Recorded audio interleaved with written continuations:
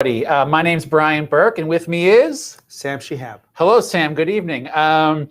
So it's Monday at 6 o'clock, and we have a good topic. It is lifting the travel ban. There has been an announcement that the U.S. government is lifting its pretty nasty travel bans for everybody around the world, right? So what we're going to do this evening, we're going to talk about how we got here, what the new program is, and we're going to talk about the challenges that come with it. To me, a good start is a little bit of a history, how we got there. We got 4 presidential proclamations, this president and the previous president, restricting travel to 33 countries, Europe, India, China, and a few others. Yeah. It was basically a restriction on non-immigrant visas. There were no restrictions on immigrant visas. Practically speaking, okay, well, yes, in fact, but practically speaking, the consulates weren't open abroad. I can think of very few people I know, and I'm an immigration attorney, who have gotten. But that's a different issue. Yeah. So I mean, the law is that there were a travel ban, and the travel ban was on non-immigrant visas, and it did not include immigrant visas, did not include student visas, it did not include fiancé visas, but obviously, a lot of countries like Europe, India, China were restricted to come in, and then they created this exemptions. National interest exemptions. Yes. And basically those provided, for most folks, and most folks in our audience would be that people who are coming to the United States to do work in the critical infrastructure of the United States would be allowed to come. And, the classic ones are IT, manufacturing, transportation, those sort of folks, and IT being important because there's so many people out there on H-1B visas, and those are often in the IT world. So, enough background, Sam? And then, well, what did other countries do? Other countries had, vaccination requirements. It's we're happy to let vaccinated Americans into our country, and if you're not, well, you're not. Right. So Europe had a dual system. It had a safe country list and had others. And the safe country list was relaxed. And we were in the safe country list until last week. And the European Union decided to take us off the safe country list. There's not many countries on that list, like Saudi, Kuwait, Jordan, and I think Singapore, and a few other countries. And well, you're sort of hinting at the political component of this and once we get into the actual policy to lift the travel ban, it seems like it's very highly motivated from European countries who have said, we left you guys on the safe list. In terms of our COVID cases are a lot lower than a lot of places that you haven't even issued travel bans for yet. And so they wanted the money. Yeah. They wanted the Americans to come in and spend money on vacations in Europe. Obviously, the economies of the European individual countries were in shambles, just like ours. Every article I read about this says U.S.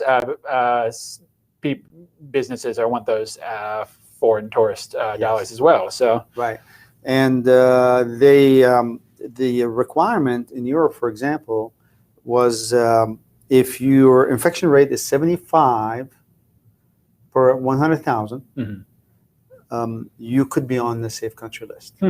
Our infection rate right now is 250 per 100,000. Yeah, it's no good. And the European Union finally said, you know what, we're going to take you off the safe list. So we're off the safe list. We're on this other list where there are some restrictions. But I think, and then there was a cancellation of some officials from Europe coming to the U.S. Because of that recently. So there was a lot of political pressure. So finally, Biden comes out and say, we're lifting the travel ban. We are going to come out with a new process, a new procedure. Oh yeah, I have a video clip for that, Sam. It's the White House press secretary sort of explaining that policy. Let's check it out real quick. Yeah.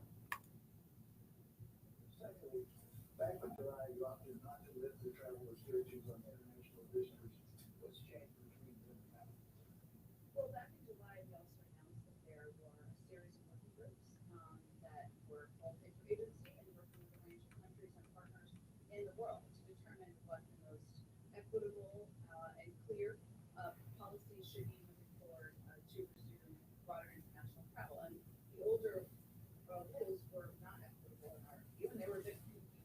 And so this was an effort to pursue that, as was announced in a call earlier today, but I can reaffirm some of the specifics that were announced. We, starting in November, will be implementing, I should say, in early November, we'll be putting in place strict protocols to prevent the spread of COVID-19 for passengers flying internationally to the United States by requiring that adult foreign nationals traveling to the United States be fully vaccinated. Obviously, this is a policy process on that particular issue. Important one takes around the world.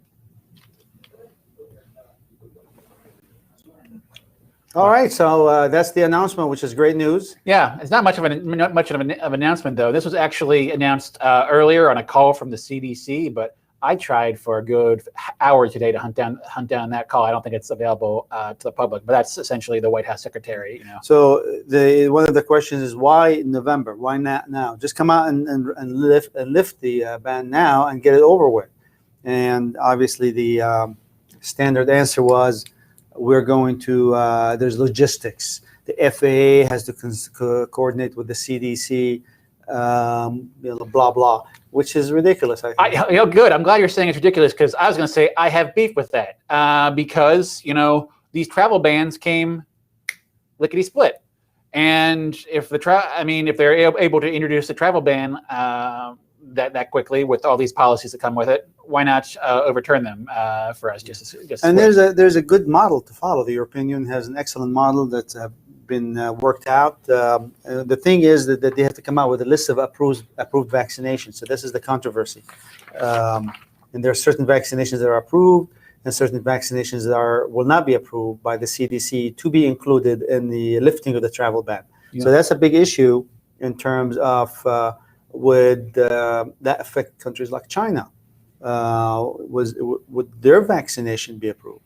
Would the vaccination used in India, these are large countries, will be approved? I mean, obviously, we know which one will be for sure approved. Yeah, Pfizer and Moderna, whatever's approved in the United States. Yeah. And Europe probably as well, no problem. The question is, what else is approved in other countries? I worry about these policies having a bias against, places that aren't Europe.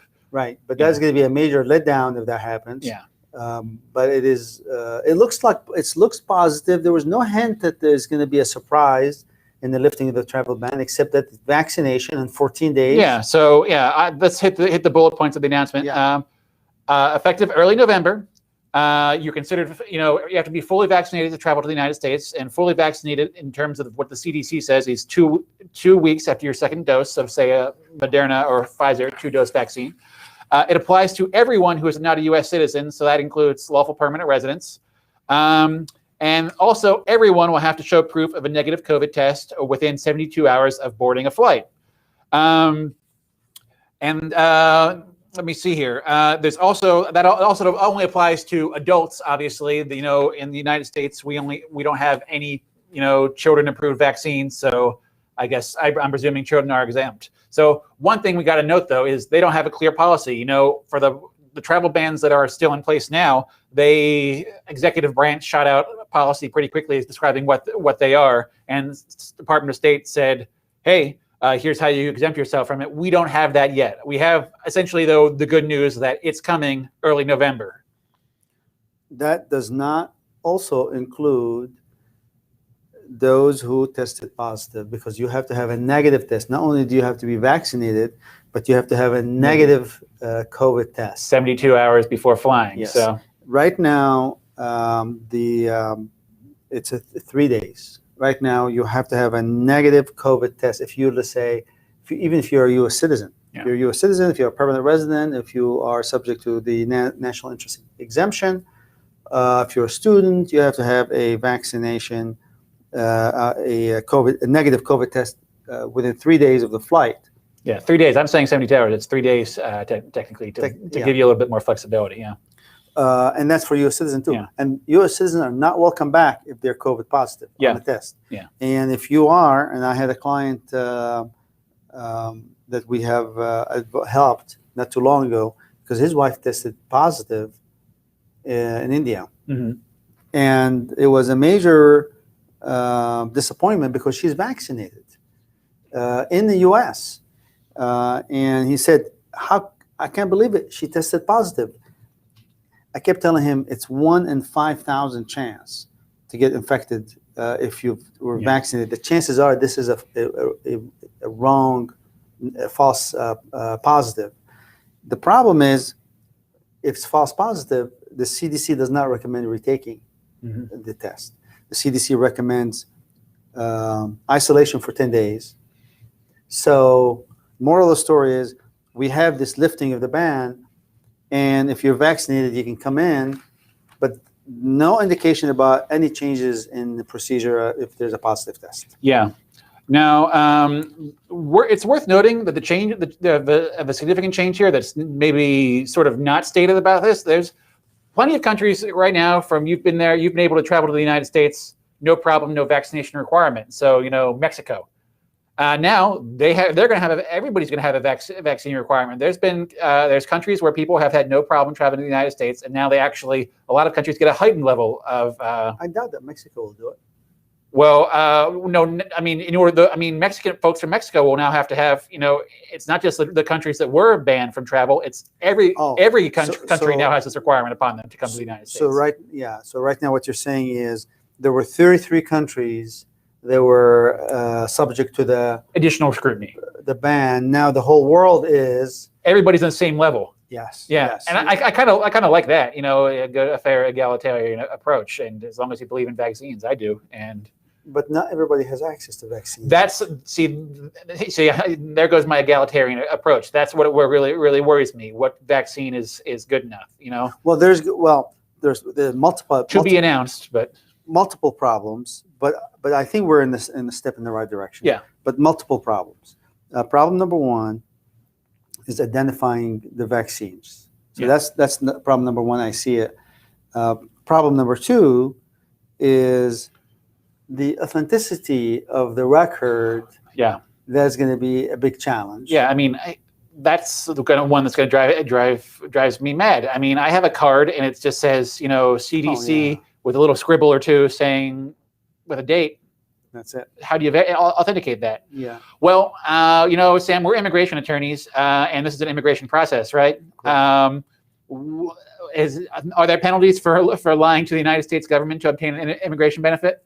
Well, I mean, of course there is. Okay. But it's easy. I mean, how do you catch it? People lie all the time. Don't think that way until after the fact. Yeah. I thought it's not a big deal. And then the third problem, obviously, the inequality of the process. Yeah. The fact that it is not equal to everybody. African countries don't have access to vaccination. These people are precluded now from coming to the United States. Probably they were precluded from coming to the United States before anyways. Well, yes, I'm sure they could. Well, yeah, in 10 different ways. Right. So maybe there's no practical impact on the third concern that I have, which is people are really not being treated equally and fairly. But coming to America, it's not a fair system. If you are not American, you have to comply with our uneven, unfair, tilted, slanted policy, as most other countries have similar policies, right? Yeah. It's I waved an American flag behind me. I landed the free. It's just we're supposed to be a country of equality. Land of the free, but it's not land of the free ride. Not I was going to say land of the free admission, but that's good, right? Yeah. So Sam, we have people out there. Yes. The travel ban has been lifted. The question is, can I go travel now? What are the practically speaking? Let's travel forward in time, Sam. It's past early November. This new system's in place. What kind of challenges do you foresee? Well, obviously, that is the bottleneck remains the same. It hasn't changed. Consulates' ability to process cases become where the question is. If in certain countries they're accepting only emergency appointments, or they're dealing only with U.S. citizen national concerns, and then they're not. Yeah, well, Sam, before this presentation, I went ahead and went to some popular consular offices to see how long the appointment wait times are. Here they are. So Hyderabad, India, temporarily closed. Mumbai, emergency appointments only. New Delhi, emergency appointments only. Beijing, 1 day wait. Okay, not so bad. No visitor visas. Guangzhou in China, and that bottom one, cut off by you and I down here. Hello, is London, United Kingdom, emergency appointments only. So big challenge. Get myself back. If I've been stuck abroad on the H-1B visa, or let alone bring visitors. It's getting that appointment. What is emergency anymore? What is emergency anymore? That's a problem when everybody, I imagine the consular officer looking out the window and seeing a crowd of people and everybody's yelling, emergency, emergency, emergency. How do they choose? I think emergency appointment, I'm going to translate my way of reading emergency appointment. I mean, only for VIP appointments only. Yeah, you better have a darn good reason. And you have to be an important person. Well, I don't think it has. I'm not saying you have to be a CEO or a CFO, but you have to be somebody who is relevant to something critical in the U.S. or important to the U.S. If your job function is important, is critical. If you're a doctor, if you're an IT guy. Sam, well, you're sort of echoing the previous. Again, we've traveled forward to past early November. This is place. It sounds like a lot like the current system, where people who are working in critical stuff critical areas can get to the United States. I mean, for a while, and it's going to vary from country to country. I mean, certain countries that will have conditions that are improved. I mean, the problem obviously is vaccination rate. The vaccination rate in Europe right now has surpassed vaccination rate in the U.S. I believe that. They have, I think, closing on 70% vaccination rate in Europe. Whereas we are, I think, in the 60s. I thought we were somewhere around 70%. No, 2 shots. No. Adult? No. Oh, okay. Well, I don't believe so. Well, clearly, European Union is ahead of us. I would believe that. Okay. So. Unfortunately, and certain states obviously are better than other states. Yeah. We don't want to get into that. That's the topic of discussion everybody's talking about. It's a different type of lawyer. But for us as Americans, saying, "Oh no, don't come in," and the other countries are opening their borders to us, it's a big problem. That's money. That's business. Yeah. Well, virus don't know borders. Yeah. Be that as it may, Europeans have been frustrated. Indian national have been frustrated. People from China have been frustrated because we really don't spend a whole lot of time looking at their rules and trying to follow it. But it's lifted. I think it's a step in the right direction, right? Yeah, yeah. The question now is what's going to happen next. And I think what's going to happen next is not much of a change for a little while. Yeah, well, I mean, we're talking, I'm reading the notes. Apparently, nobody heard our video clip. Darn it, I tested it to make sure it was working. Oh, well. But one, there's going to be, in theory, a rush of people trying to get visa appointments because they know that lift of the travel ban's coming. We have clients who have been trying to get non-immigrant exemptions for a while, and those folks, or the folks who have tried and failed, and folks who have not even tried to get those exemption interviews and the exemptions themselves, they're going to be applying for visas. Yeah. Anybody else who's been waiting, spouses and children who have been stuck abroad. So it's going to be an interesting time. There's some silver linings out there. So, Sam, I mean, last October, tons of people filed for green cards, and most of them by this point have shiny advanced parole / EAD cards. Good news for those folks, right? Yeah. Previously, the current system exempts people who have U.S. citizen children under 21 from being subject to the travel ban, but there were still tons of people who were. And they should, in theory, be able to use their advanced paroles and travel to the United States. Not if you're not vaccinated. Not if you're not vaccinated. Well, if you have an advanced parole, it means you've been in the United States.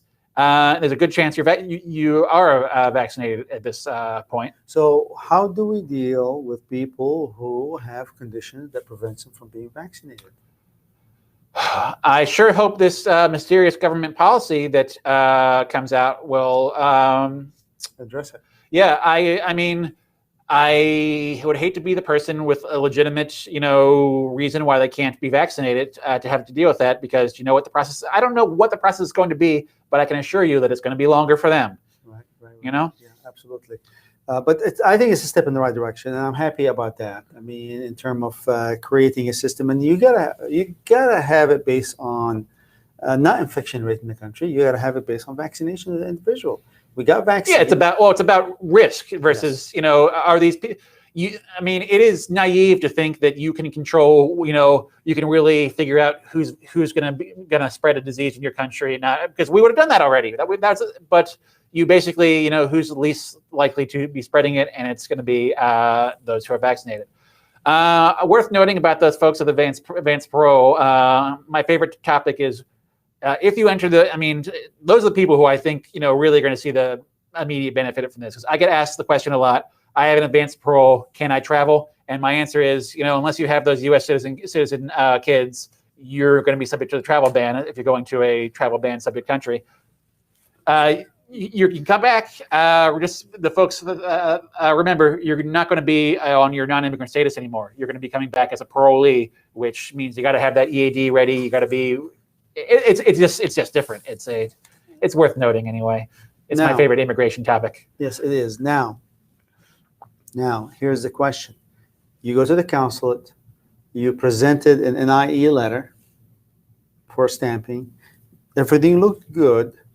But your case now was rejected because the NIE letter that you presented was not sufficient. Mm-hmm. Okay. What happened to these cases? Are they going to reopen all these cases? No, I don't think they're going to do that. Okay. So so you withdraw and reapply? Okay. So you see, I think there's two possible scenarios. There's the rejected visa application. Your non-immigrant, your NIE request is not good enough. Visa denied. We're not going to take you for an interview. That person, that's reapply territory. And do you withdraw now and apply, let's say mid-November now? If you can get an appointment, yeah, right? Yeah. I mean, that's yeah. We were just talking about this before the presentation. Can you schedule a visa appointment for mid-November? Be careful, maybe late November now, because the poor computer that schedules that system. That's November is all people are going to want, and the policy may not come in November. I know that's where I was just about to go. We don't know if that policy is going to get here. The word is early November. I don't know what early November is. November 22nd is early November for the government. I don't think early November is a legally defined term. But I very much want to start. Okay, well, middle of November is November 15th, right? So thereby, it must be up to and including November 15th. So why did that happen? Why did they change their mind?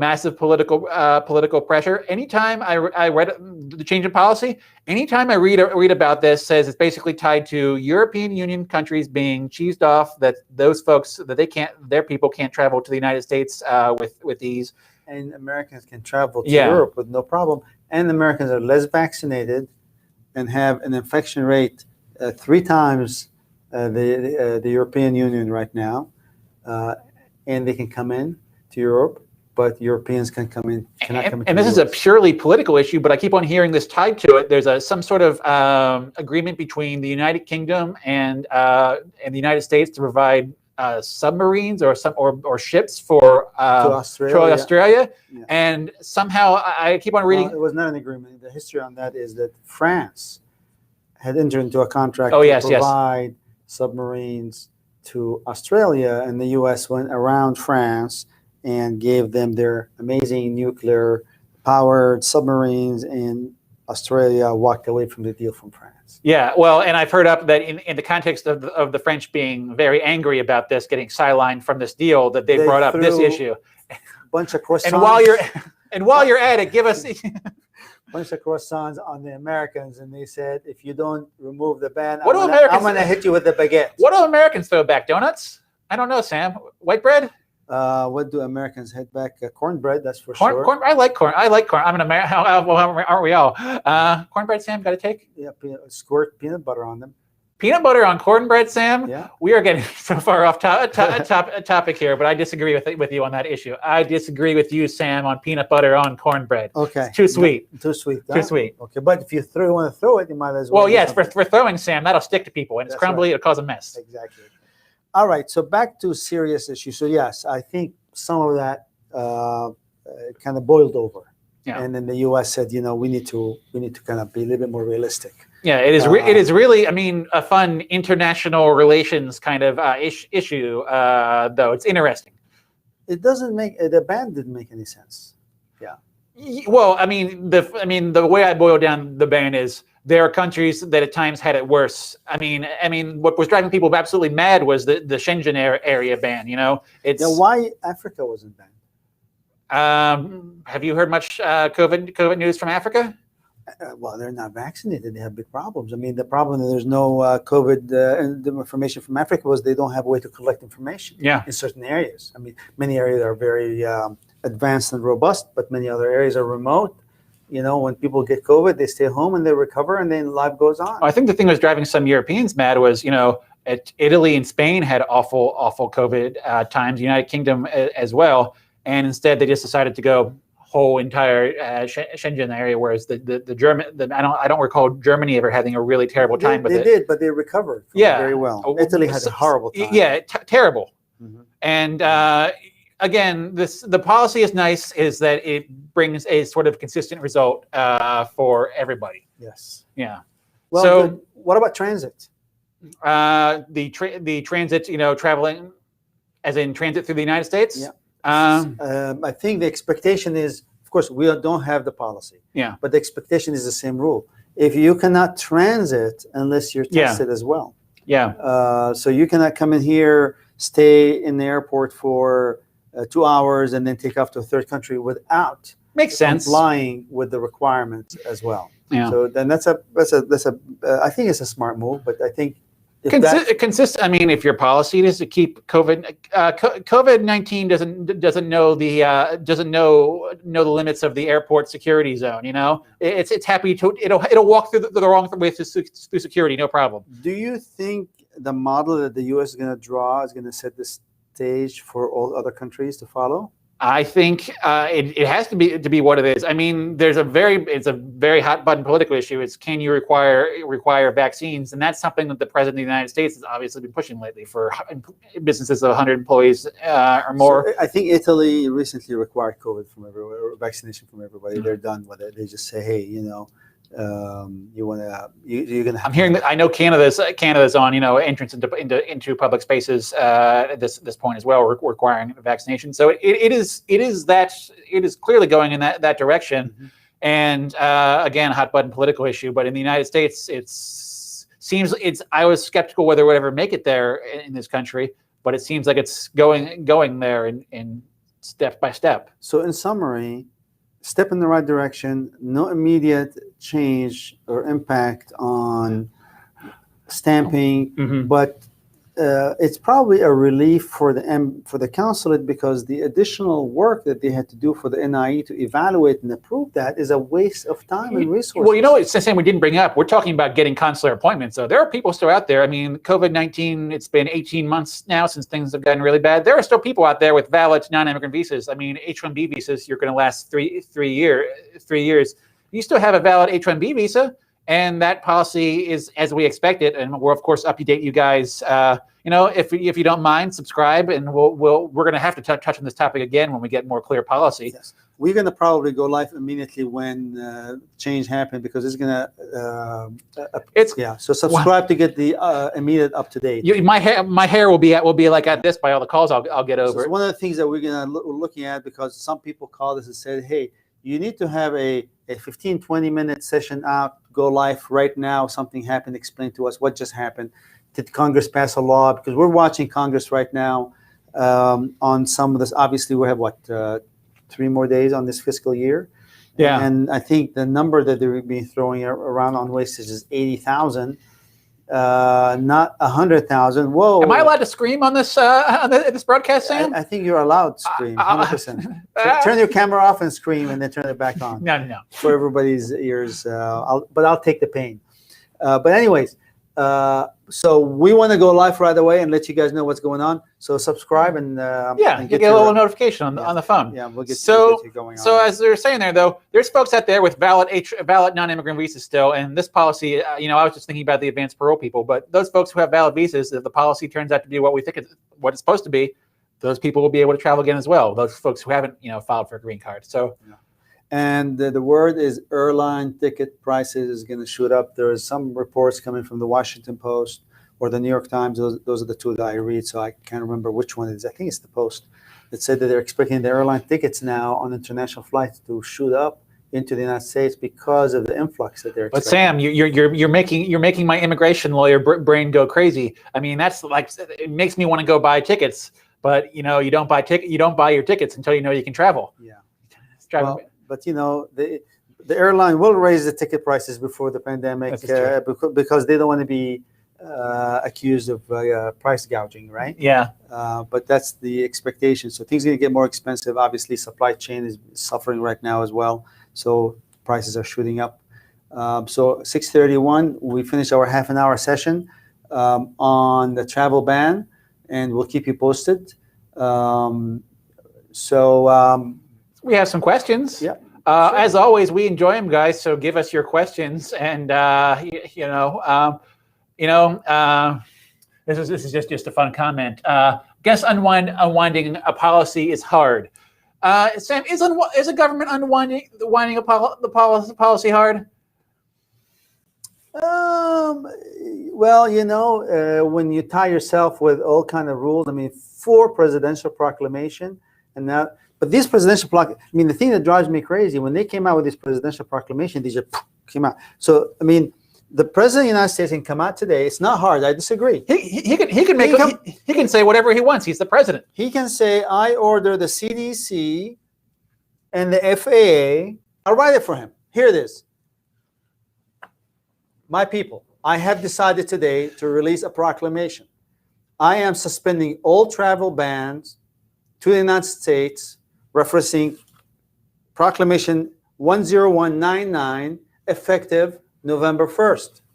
I'm ordering... Here, President Sam. I'm ordering all my agencies to come out with a policy by that date to implement my proclamation. You sound like, yeah, you sound, that's a popular way of doing it. I'm done. Yeah. I am announcing a proclamation. I am providing a proclamation about a future. That's ridiculous. Why don't get me started. Why announce early then? Why announce? I don't know. Why did they come out quickly and announce it? Well, no, it's back to the political question again. Make those European allies happy. I mean, I think there is a rush. They're just not organized enough. But you can release a proclamation right away. Yeah. All right, so let's have questions. Let's get some more substantive questions. So there it is. My EB3 priority date is 29th of January 2014. Approved I-140, received EAD. Good for you. Can my son, who is 16, use his EAD even though the priority date isn't current now? Oh yeah, does he have an EAD? If he has an EAD, most certainly he uses an EAD. Now he will no longer be on H4.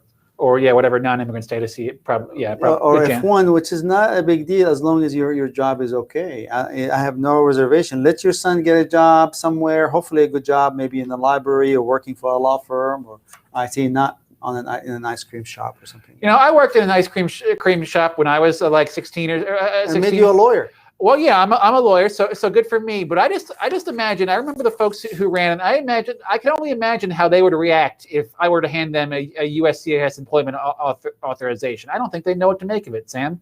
Oh no, they have no problem. Well, you think? Well, no, there's no problem. I mean, it's an I-9, it's an EAD card. I guess so. I just think of those potentially, mom and pop employers who go, wow. But well, let us know if you have a problem. Yeah.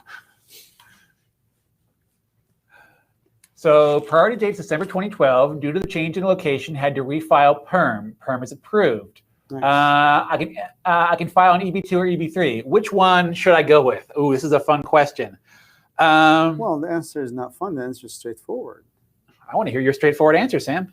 He has a PERM. Okay. Well, you file EB2. You file both. Well, is the perm? So the perm is approved. Which one I filed? You filed both, absolutely. Yeah. Well, Sam, I realize though. What's December the 2012? So 2011 right now for EB3. well, yeah, you can't. So so what's the benefit of any? So you can only file EB3, meaning EB3, you can file an adjustment of status right now if you haven't. So date for filing is July, India. No, that's 8th of January, 2014. I'm talking about EB2. Yeah, EB2. That's dates for filing is 8th of July, 2012. Yeah. Yeah. So he's getting right now it's date for filing. Next month may not be date for filing. I'll throw into two I-140s. Yeah, both the I-140s don't hurt, but I mean EB3 right now you can file adjustment as well. Dates for filing are January 2014. So definitely go ahead and file the EB3 I-140 adjustment. But you can, if you're feeling bold, you can do that EB2 I-140. Just I agree. Yeah. Good analysis.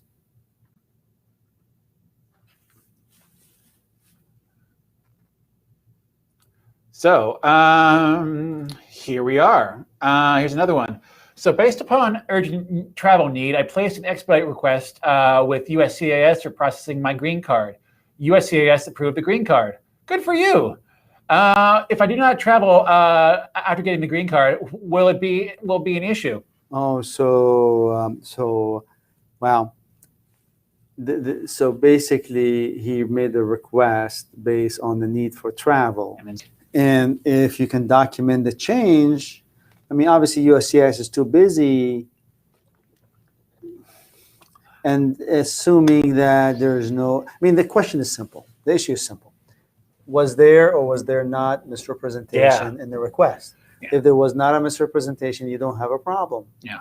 If there's a misrepresentation, so like let's assume that there are changing circumstances. You're just going to document it, create the document, create the record now. So if you're asked about it 6-7 months, which is extremely unlikely, but if there is a clear misrepresentation, yeah, I mean, I can imagine a scenario. I was going to see my dying relative, and they passed away, and everybody said, just stay, don't risk the travel. I mean, that's a clear-cut scenario where circumstances change. So you can still present a death certificate. God forbid there's a loss in the family or something. Yeah. But congratulations on the green card. Hopefully that. Yeah, I mean, that's an interesting case. Getting the. I mean, I've heard travel. I mean, I'm surprised they wouldn't just tell you, oh, use your advanced parole to travel. We're not going to approve your green card any faster. Good for that person. I've heard that excuse from USCIS. If you want to work, he doesn't have it. Well, yeah, if they have it. So now issue an EAD or issue the green card. Yeah, I guess if it was easier for them to approve the green card, good for you. Again, got it done. So I mean, the question is, hopefully, the information you provided is true and accurate. And if the information you provide is true and accurate, you got nothing to worry about. You don't have to travel. But if there is a problem with the information, then I would worry a little bit. I would worry a little bit more than a little bit. I would worry a lot. But USCIS, I don't think, from my experience, is in the habit of digging into those issues. Yeah, it's they're a busy agency, and they would have to be really, really bored to. Where it might remotely come out. Oh, I know. Is in a naturalization application. Good moral character. Yeah, you go into naturalization application and they're going to say, oh, you have an expedited request here in the record, and I'm looking at your travel history here. You haven't left the United States since you got your green card. And I read here that all this information, what happened? Yeah. So that potentially can come out. Obviously, we're theorizing. It may not. Well, I remember one of the very first things you had me research for a case in this office was, how long does USCIS keep their immigration records? And the answer is forever. Yes. I ponder whether really expedite requests would be part of that. But in theory. Well, forever, but good luck finding it, because now there's a new form that USCIS is releasing. You can request. Oh, yeah. I like this form. It's they made the notice to create this form, which is something that really is good. Is you can go to USCIS and ask them to certify that a certain document exists or doesn't exist, and they can certify the document does not exist. That protects you. Yeah. I had a case recently where this would have been useful. Somebody, an employer was trying to, they couldn't remember if they withdrew their employees I-140 when they left the company. And they just didn't have the records. They thought maybe not. And we had to do a FOIA request. And, I did this FOIA request for them. And the FOIA request, what we got in response, it didn't look like a complete file. And, this is where I'm going to pat myself on the head, Sam.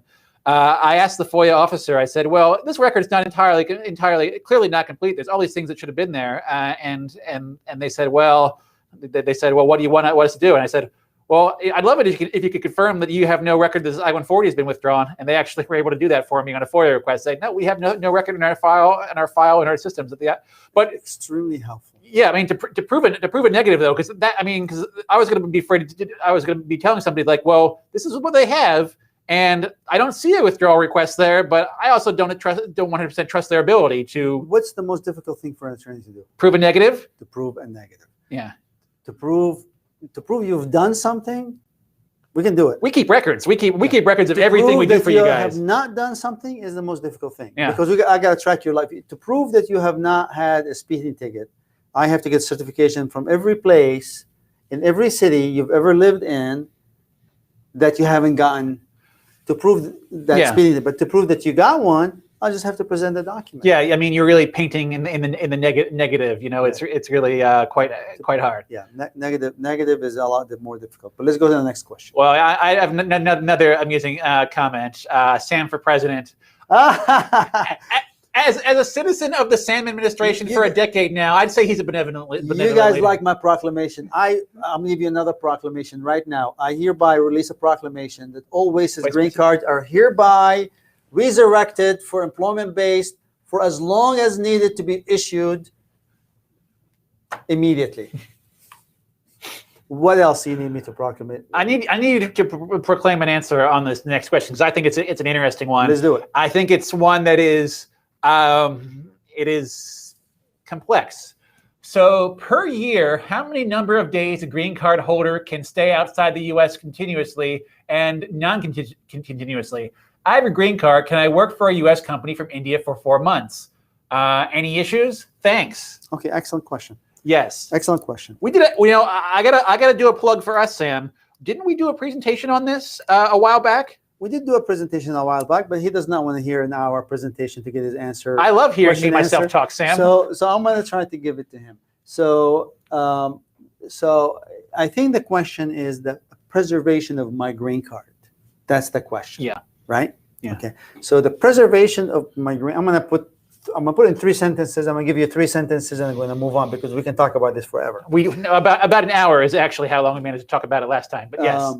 So let me answer his question directly. How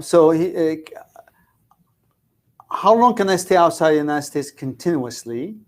Meaning, you can stay outside the United States continuously for up to 364 days, but you're asking the wrong question, by the way, my friend, because that is not an answer to how I can preserve my green card.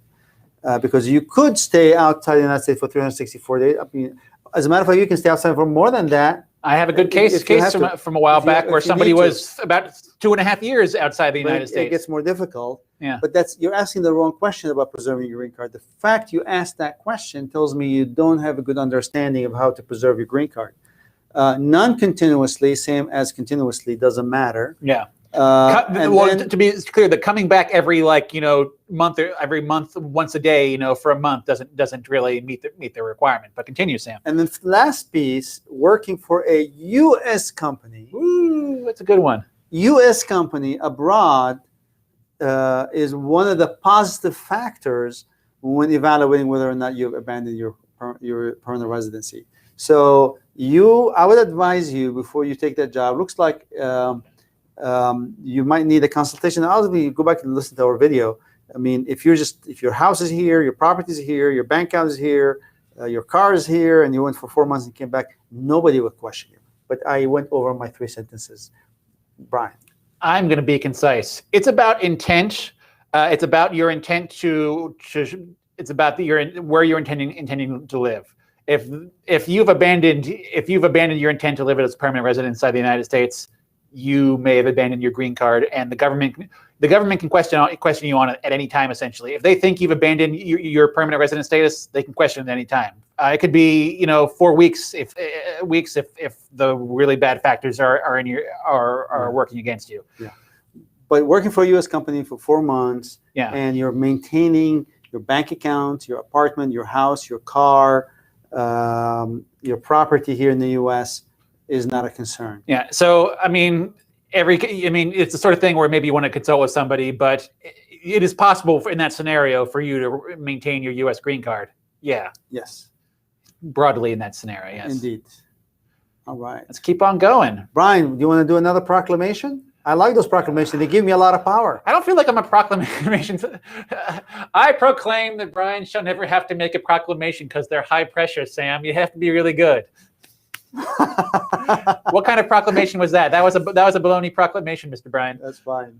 Let's do it. All right. So downgrade prior to date, August 2011. All right. I'm fully approved. Bio completed, EAD advanced parole approved for 1 year, AB2 current. Wonderful. Any issue with interfile? Well, I need to know a lot more because if you downgraded, I need to know when you downgraded because was that a downgrade and an I-485 filing? And then it has to be an I-485 filing because there's an EAD AP approved. And then the prior date must be current now, which it is. I'm assuming there's no supplement J involved. I mean, nothing jumps at me as concern for an interfile, honestly. He didn't ask you about concerns, Sam. He asked you about issues. I got some issues with interfiling. Well, he's asking about, for his case, is there a problem with him interfiling? As long as you're, I mean... That's my reading of the question, but you can read it differently. I'm going to say, the broadest issues with interfiling are the ones that I think are really complicated for everybody. One, it's purely discretionary. Adjustment of status is discretionary in itself, but it's discretionary. You don't get a receipt notice. You have no filing fee checks to monitor the status of the case, and there's a lot of unknowns. In my experience, when somebody asks for interfiling, the next question they're asked is, what's the status of it? Have they taken it? It's very anxiety-inducing for some people. However, it's very difficult for inventory projections. Oh, who's that guy? I don't know, Sam. You should grow a beard, though. If you're going to say that. Inventory projections will be a problem because when you file to adjustment status, our friends at the State Department were going to have hard times. Going to count 2 visas, which is not your problem. They're wasting $80,000 anyways. But I would file another adjustment, not interfile. You're right. You can file. If you want to save the money. You can file another adjustment of status case for yourself, just like the EB3 one that you filed, about a year ago. USCIS is happy to take an adjustment of status from you based upon the EB2 case. The big downside is, what's the processing time for an adjustment of status right now? 8 to 24 or 50 months. 8 to 24 years. Yeah. So you're in the beginning of the processing timeline for that EB2 case. However, you can sit back and you can know that there's no way to move you're in both lines.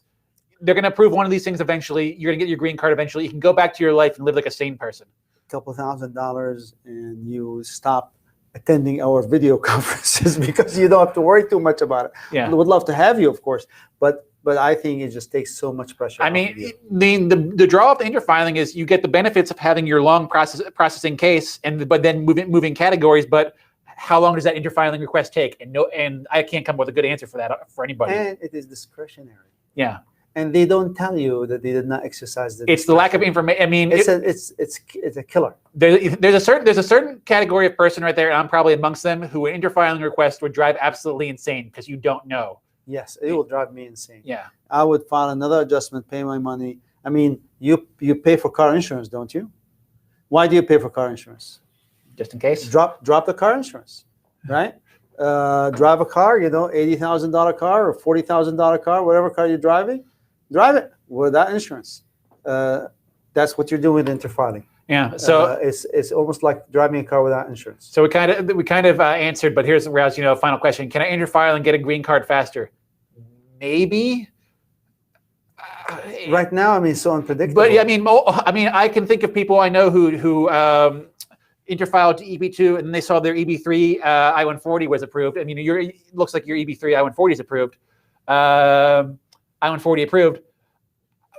I mean, your priority date's August 2011. I don't see much benefit. I mean, the only thing that's standing in the way of again, I'll put the question back up so that Christine, priority date of August 2011 EB3 is long current. The only thing that's standing in the way of this fellow getting a green card is the USCIS officer going to pick up your case next and do 80 minutes. It takes 80 minutes to approve a green card. That's all it takes. Yeah.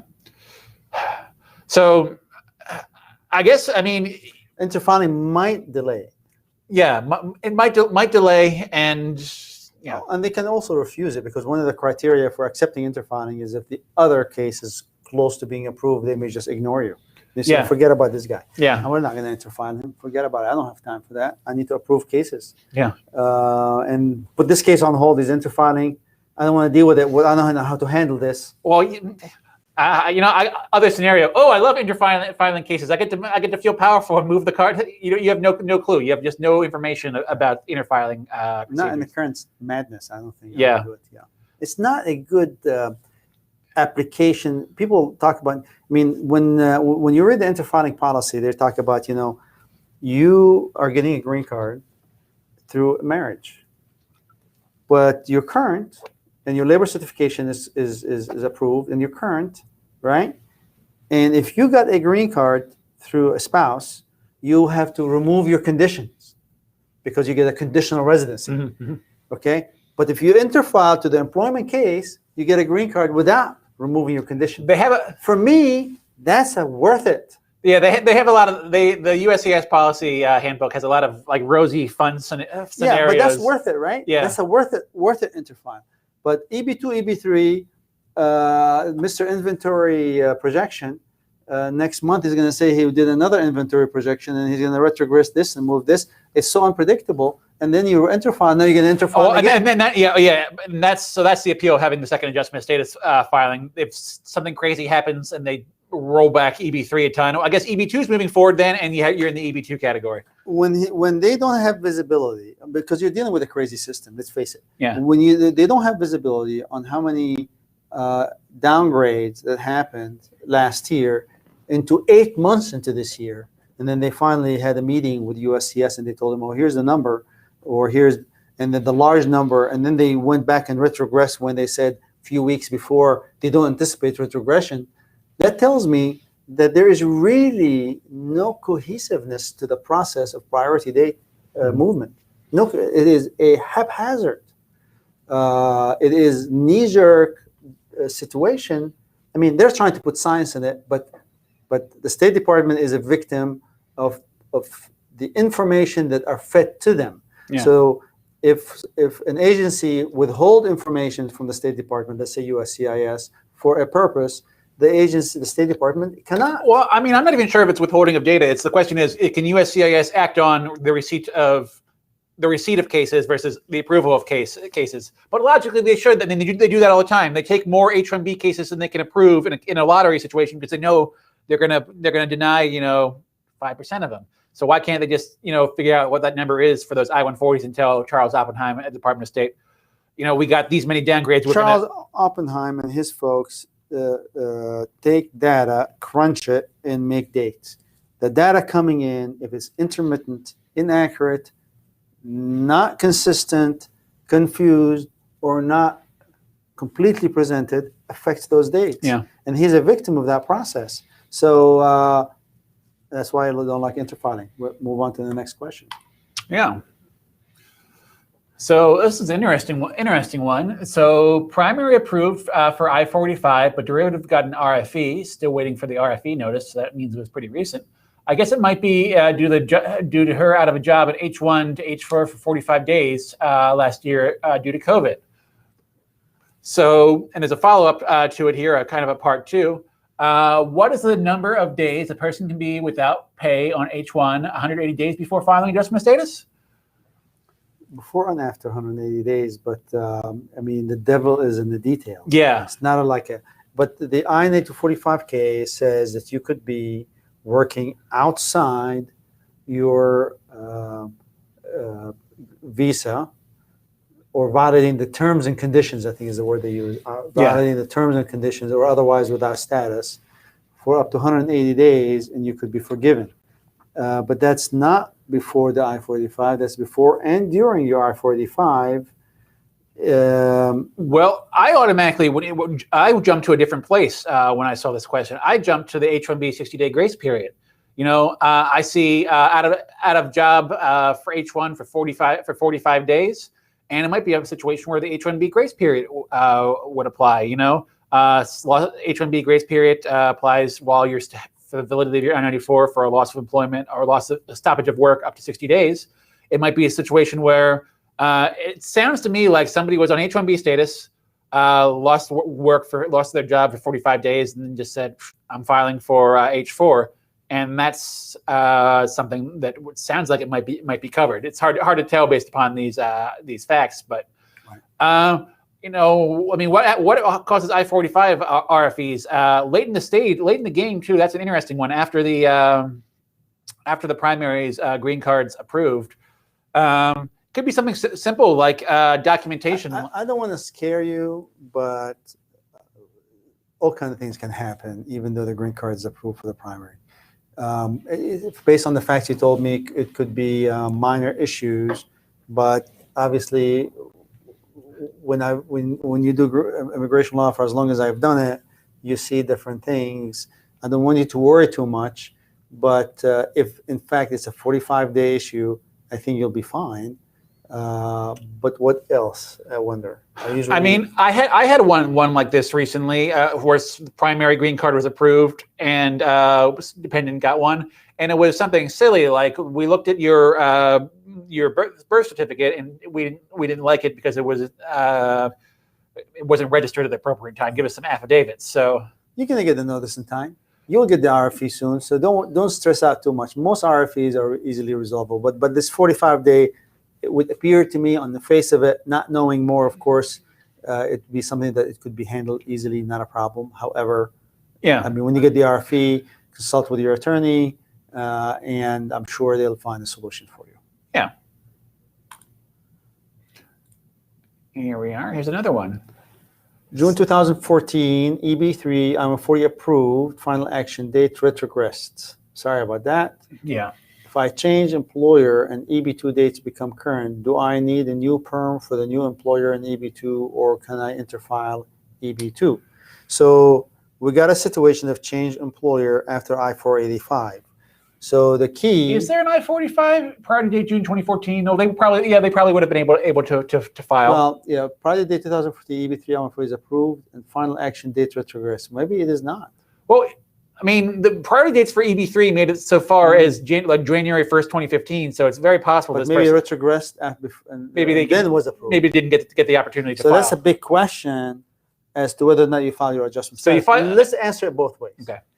Let's say he filed the adjustment status. Yeah, 180 days passed from your adjustment of status. You can take advantage of Supplement J and change your offer of permanent employment to that new company. Easy. Okay. Yes.